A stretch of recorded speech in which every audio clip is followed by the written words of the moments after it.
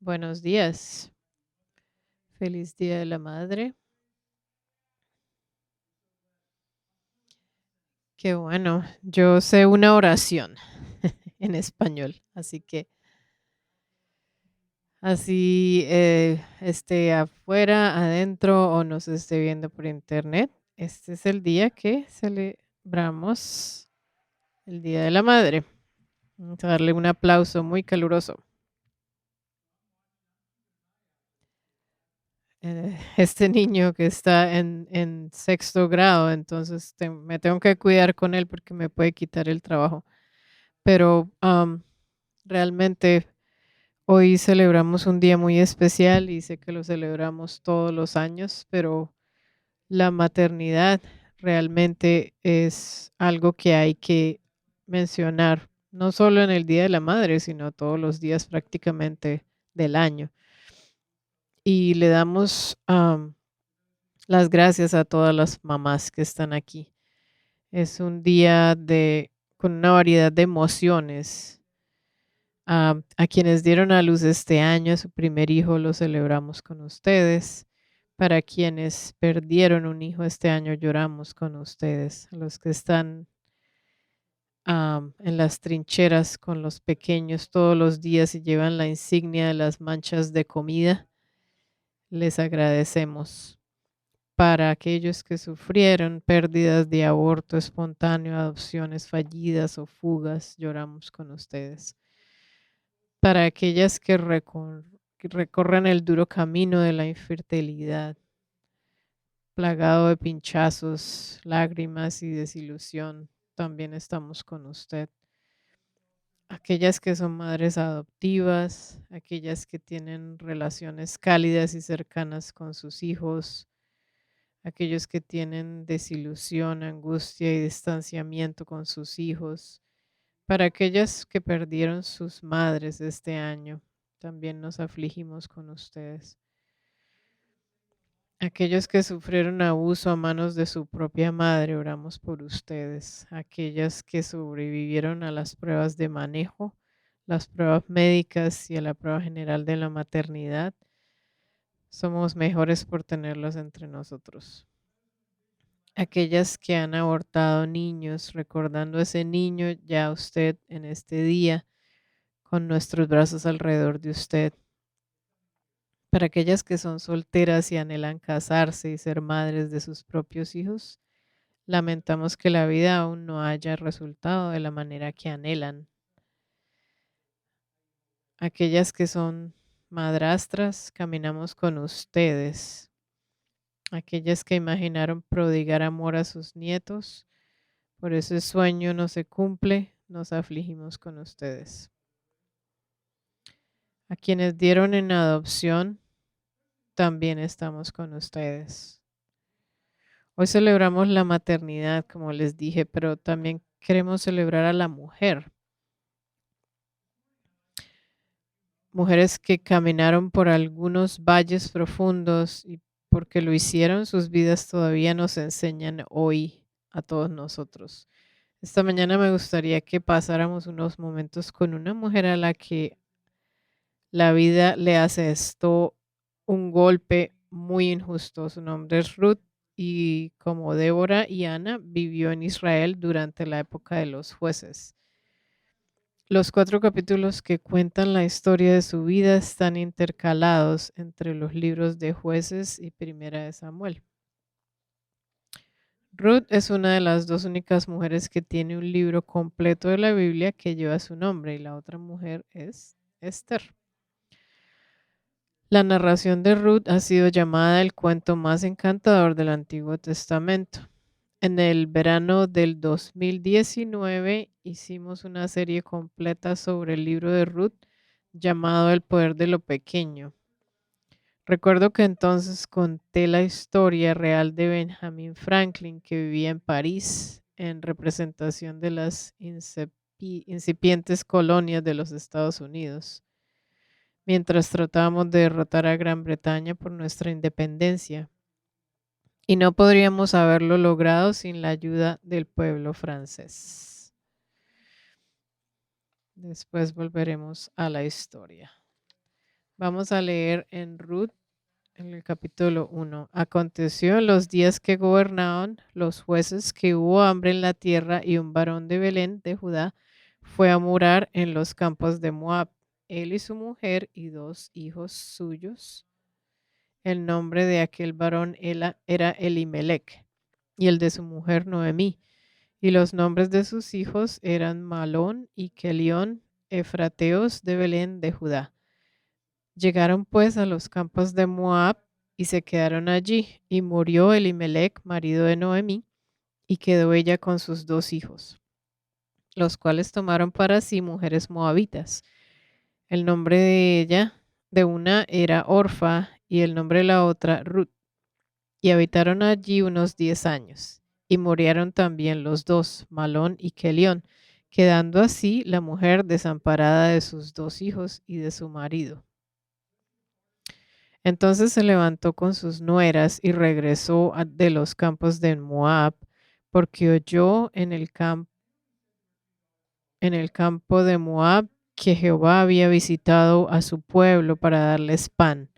Salió pues del lugar donde había estado y con ella sus 2 nueras, y comenzaron a caminar para volverse a la tierra de Judá.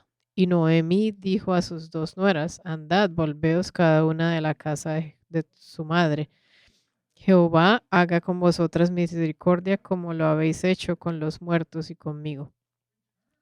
Os conceda Jehová que halléis descanso cada una en casa de su marido.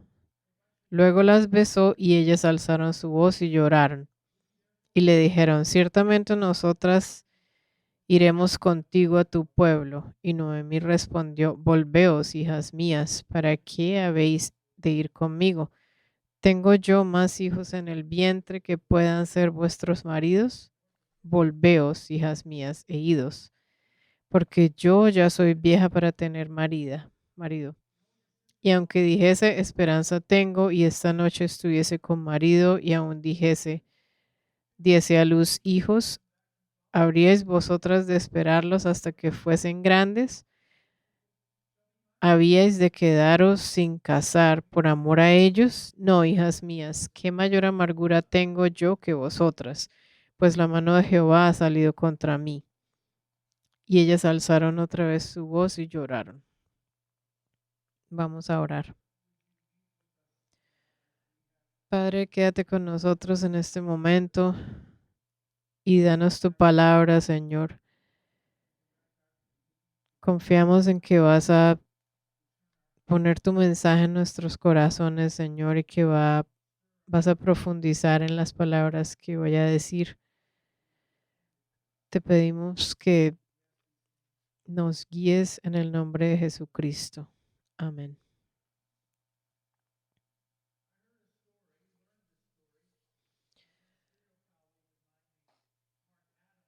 Yo escuché una historia que es sobre 2 hijas. Es una historia francesa. Había 2 hijas, una era buena y la otra era mala. La hija mala era la favorita de su madre, pero la hija buena era una especie de cenicienta en el sentido de que fue injustamente descuidada, despreciada y maltratada en su propia casa. Un día, mientras sacaba agua del pozo del pueblo, la buena hija se encontró con una pobre mujer que le pidió de beber. La niña respondió con palabras amables y le dijo a la mujer y le dio a la mujer una taza de agua deliciosa y fresca. La pobre mujer, que en realidad era una hada disfrazada, quedó tan complacida con la amabilidad y los buenos modales de la niña que le hizo un regalo. Ella dijo: de ahora en adelante, cada vez que hables, una flor o una joya saldrá de tu boca. Cuando la niña llegó a la casa, su madre comenzó a regañarla por tardar tanto a traer del agua. La niña comenzó a disculparse y cuando lo hizo, 2 rosas, 2 perlas y 2 diamantes salieron de su boca. Su madre estaba asombrada, pero después de escuchar la historia de su hija y ver la cantidad de hermosas joyas que salían de su boca, llamó a la otra hija su hija favorita, aunque mala, y la envió a buscar a la anciana y a obtener el mismo regalo. La hija mala, que se resistía a que la vieran realizando la humilde tarea de sacar agua, gimió y gruñó amargamente todo el camino hacia el pozo. Cuando llegó, una hermosa mujer con aspecto de reina se acercó y pidió un trago. Por cierto, usted que está familiarizado con los cuentos de hadas puede haber adivinado que era la misma hada con otro disfraz. Desagradable y orgullosa, la niña respondió con una rudeza que era típica de ella, pero también recibió una recompensa del hada. Cada vez que abría la boca, emitiría serpientes y sapos. Ahora, ¿cómo es eso de la justicia poética? ¿No te gustan las historias con ese tipo de final? Hay algo dentro de nosotros que dice sí. Esa pequeña malcriada obtuvo justo lo que se merecía. Nos gustan historias como esta porque en la vida queremos que la gente mala sea castigada y la gente buena sea recompensada. Anhelamos que se haga justicia y que reine la equidad. Lamentablemente, sin embargo, en la vida real las cosas no siempre funcionan de esa manera.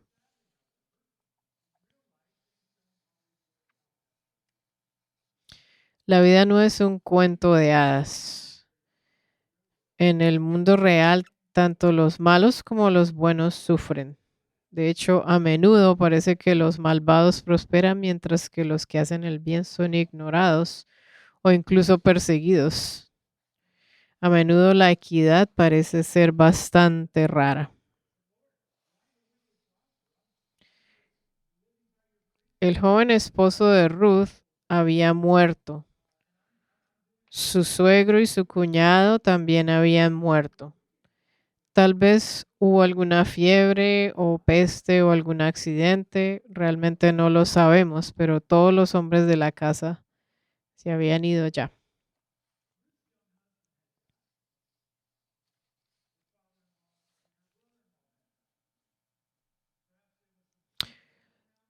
La historia de Franklin que les conté al principio es que Franklin anunció que había descubierto un manuscrito antiguo digno de su consideración y dice, debemos escucharlo, dijeron los miembros de un club al que él pertenecía. Luego Franklin les leyó el libro de Ruth del Antiguo Testamento, cambiando los nombres y las ubicaciones para que no se reconociera como una historia de la Biblia. Cuando terminó, los oyentes fueron unánimes en sus elogios. Nunca habíamos escuchado algo así, dijeron. Es una de las historias más conmovedoras que hemos escuchado. Debes decirnos dónde lo encontraste. Puedes imaginar el deleite de Franklin cuando anunció que se trataba de una historia de la Biblia, objeto de burla y desaprobación, después de que les dijo. Como les dije, hoy veremos el comienzo del libro de Ruth. La historia tiene lugar unos 1000 años antes del nacimiento de Jesús y contiene mucho drama centrado en una madre y en una nuera. La suegra de Ruth, Noemi, cuyo nombre significa agradable y que creemos que debe haber estado a la altura de su nombre, ya que obviamente se había granjeado el cariño de Ruth y Orfa. Ha caído en una profunda depresión que la llevó a volverse muy cínica. En el versículo 20 cambió su nombre a Mara, que significa amargo. Ella les dijo a todos que no la llamaran agradable más, sino que la llamaran amarga. Es probable que Noemi, su esposo, sus hijos y sus esposas tuvieran una fe profunda en Dios. El nombre de su esposo era Elimelech. Significa Dios es mi rey. De hecho, la fe de la familia era tan genuina que llevó a Ruth adorar a los dioses falsos del pueblo moabita, la llevó de ahí a seguir a un único Dios verdadero. Pero ahora Elimelech y sus hijos se han ido y su esposa parece haber perdido la fe. Noemí está enojada con Dios. Ella lo culpa por la injusticia de su situación. Entonces Ruth, una conversa al Dios de Abraham, Isaac y Jacob, ha pasado de ser parte de una familia numerosa, feliz y adorada, y adoradora de Dios, a ser una joven viuda sola, con solo una cuñada y una amarga suegra. Para ser justos con Noemi, debemos señalar que tenía buenos motivos para estar preocupada por la situación. Estas dos mujeres estaban en una situación tan desesperada como las mujeres en esa era. Eran dominadas por los hombres. Ser mujeres solas, sin hombres, sin padres, hermanos, esposos, tíos, era enfrentarse a la ruina en ese entonces. No había seguridad social en esos días, ni red de seguridad.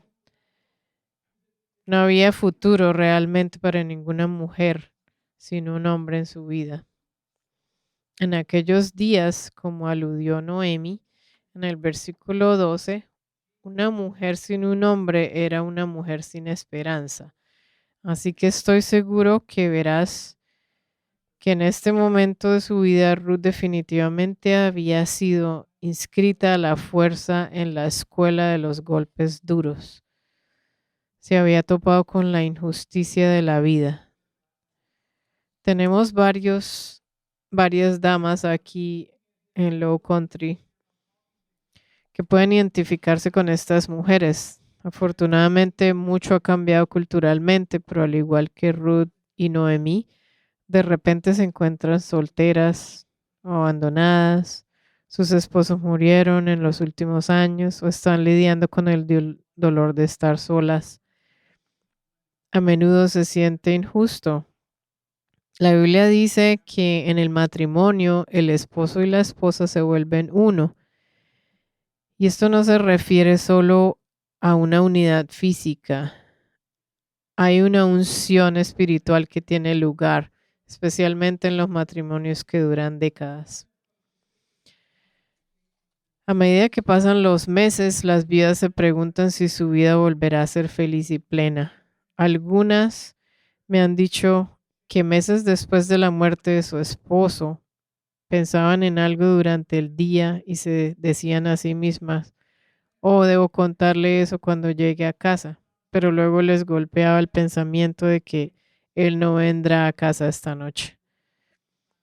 Escuché de otras que decían que estarían cantando una canción en la iglesia y de repente verían la parte posterior de la cabeza de un hombre que les recordaba a su esposo y volverían a sentir el dolor de su muerte. También hay damas aquí cuyos cónyuges aún viven, pero los han dejado y están pasando por el dolor de la separación o el divorcio. Y esto también es increíblemente angustioso. Algunas de ustedes se han venido aquí de Ohio. Yo estaba en Ohio este fin de semana pasado y yo sé lo triste que se sienten. Tengo que ir a Cleveland.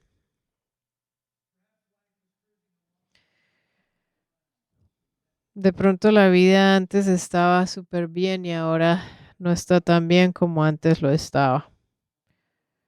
Todo parecía genial al principio, pero las promesas hechas se han incumplido. El dinero ha estado desapareciendo a un ritmo altamente acelerado. Trabajas 60 horas a la semana tratando de mantener a tu familia a flote.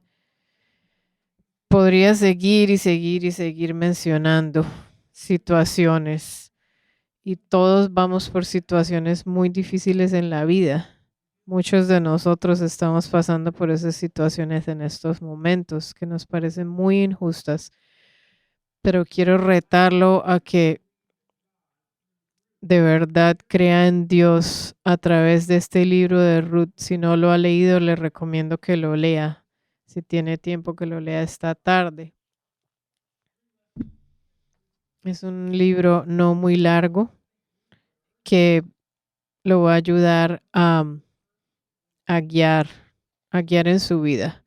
Vamos a empezar con el primer punto que este libro nos invita a que nos aferremos a la esperanza de que nuestro dolor se aliviará. Puede sentir que tiene un dolor en el corazón que nunca desaparecerá y puede que nunca desaparezca totalmente, pero se aliviará. Su vida puede parecer un túnel largo y oscuro en este momento, pero no es interminablemente. Hay luz al final del túnel. Puede parecer que está muy lejos, pero está ahí. Llegará un momento en que podrán volver a sentir alegría. Sea paciente, el sol volverá a brillar en su vida. Recuerde, las heridas emocionales tardan mucho más en sanar que las físicas, pero sí sanan. Tenga la seguridad de que sí sanan. Las escrituras registran que llegó un momento en que Ruth y Noemí llegaron al final de su túnel de oscuridad. Ruth conoció a Buz, un hombre piadoso, y se casaron. Y él no solo trajo a Ruth a su casa, también trajo a Noemí. Las cosas mejoraron. Hubo risas una vez más en la vida de estas mujeres. Entonces, si estás sufriendo y solo como ellos, entonces aférrate a la esperanza de que tu dolor se alivie. El de ellos lo hizo y el tuyo también lo hará. Otra cosa que creo que Ruth aconsejaría es el segundo punto que quiero mencionar. Dios sabe de nuestras lágrimas, Él sabe de nuestro sufrimiento. Dios, ¿dónde estás? A veces le decimos, tú eres muy injusto. ¿Por qué me pasa esto en la vida? ¿Por qué estoy pasando por esto? He llegado a saber y firmemente creo que cuando pensamos que Dios está más distante es cuando Él está más cercano, porque nos cerramos y cerramos los ojos por la situación por las que estemos pasando, pero siempre hay esperanza porque Dios siempre está ahí, más cerca de lo que ustedes piensan. Y segundo, vuelva al juego de la vida. Ruth lo hizo, ciertamente lo hizo. Ella no abandonó la vida cuando murió su esposo. Se mudó a una tierra extraña y comenzó la vida de nuevo. Y sabes, no es tan importante lo que ella hizo como el hecho de que ella hizo algo. Ruth vivía de la tierra, así que estoy seguro de que habría sido fantástica cantando música country. Y le hubiera encantado la letra de una canción llamada Riser. Me levantó del suelo, no corra ni me esconda, sal vivo del fuego sobreviviente. Así es que dice la canción. Es la canción de Dierks Bentley.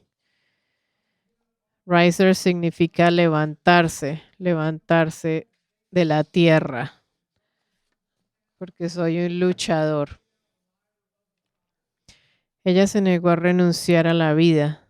Se despertó, hizo su cama, tomó su café, se vistió y se puso manos a la obra. Cuando llegaron a Belén, espera, ¿qué? ¿Belén? Te dije que es una historia interesante. Ella escuchó acerca de la ley de espigar que prohibía a los terratenientes israelitas cosechar sus propiedades hasta el borde. La ley de Dios requería que dejaran una frontera de grano en pie para que la gente pobre pudiera recolectar suficiente comida para sobrevivir.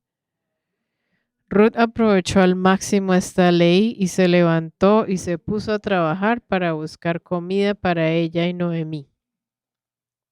Ella no renunció y se recluyó. No, se involucró con la vida otra vez. Volver al juego, comenzar de nuevo, a veces en un lugar nuevo, con gente nueva y aprender cosas nuevas, son cosas que Dios usa para ayudar a que comience la curación. Y luego creo que hay otra cosa que podemos aprender de Ruth también. Pero deje que Dios renueve su camino, no pierda la esperanza.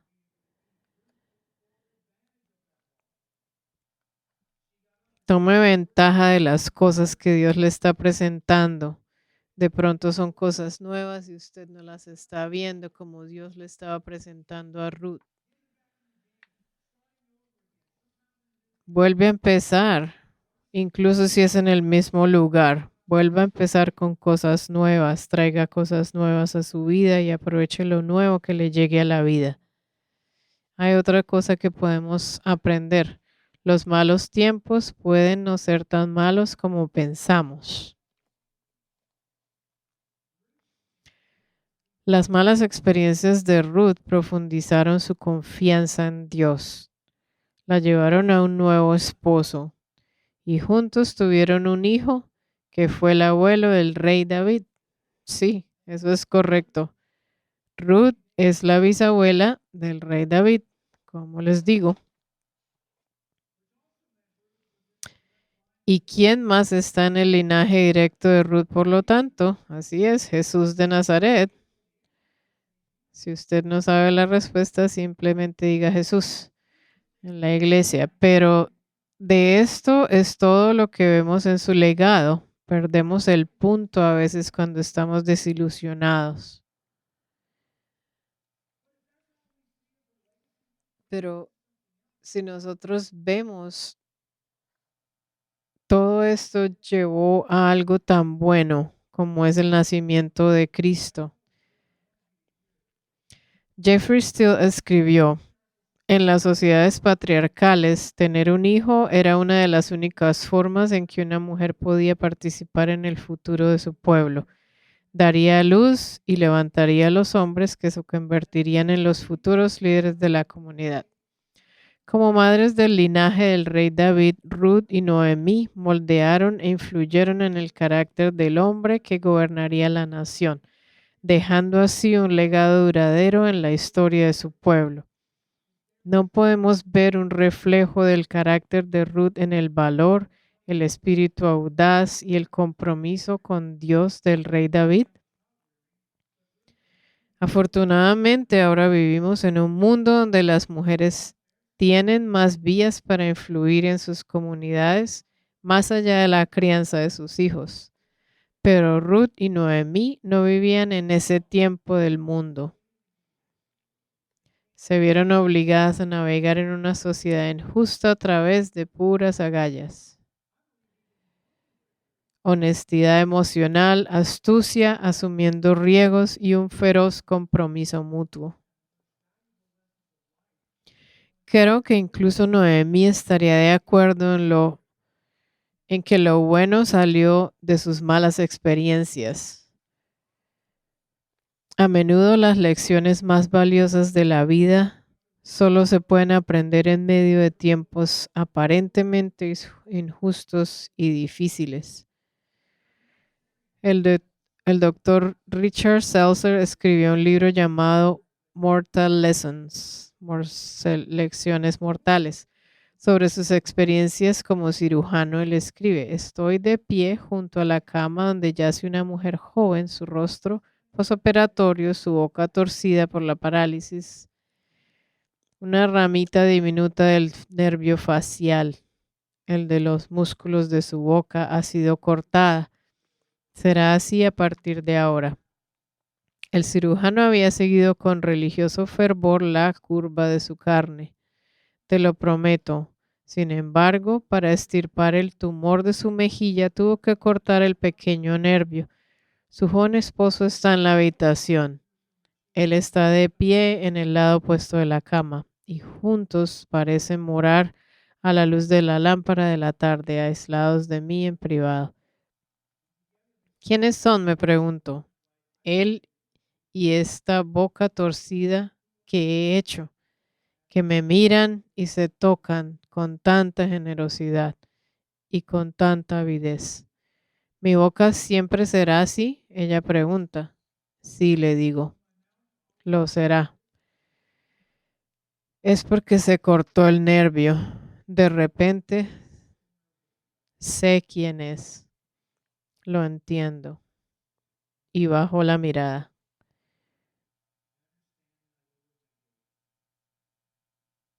Despreocupado se inclina el esposo para besar su boca torcida. Y yo estoy tan cerca que puedo ver cómo tuerce sus labios para acomodarla, para mostrarle que su beso aún funciona.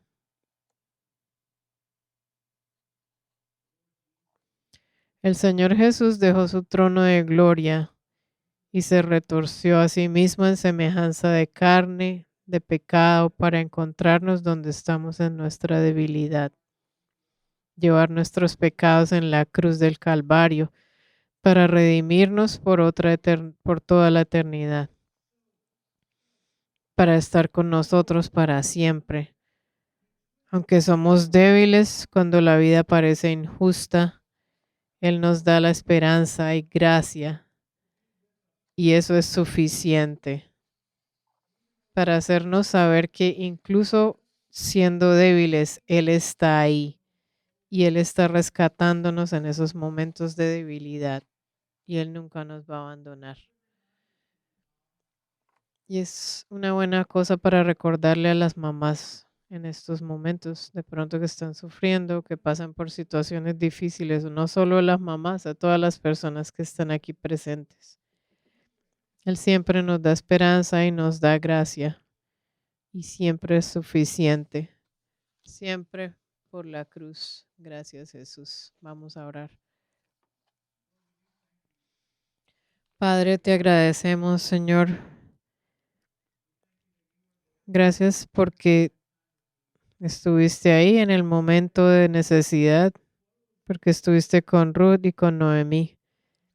Gracias porque gracias a esta historia se originó tu Hijo Cristo. Gracias, Padre bueno, porque siempre estás ahí en la necesidad de nosotros, Dios. Gracias porque siempre nos das esperanza. Y en este momento estoy orando por las personas que están en dolor, que están en necesidad, que están en desilusión, para que ellos tengan la esperanza de aferrarse a la vida, de aferrarse a la esperanza que tú das siempre, Señor. Que no pierdan la ilusión porque todo se va a mejorar.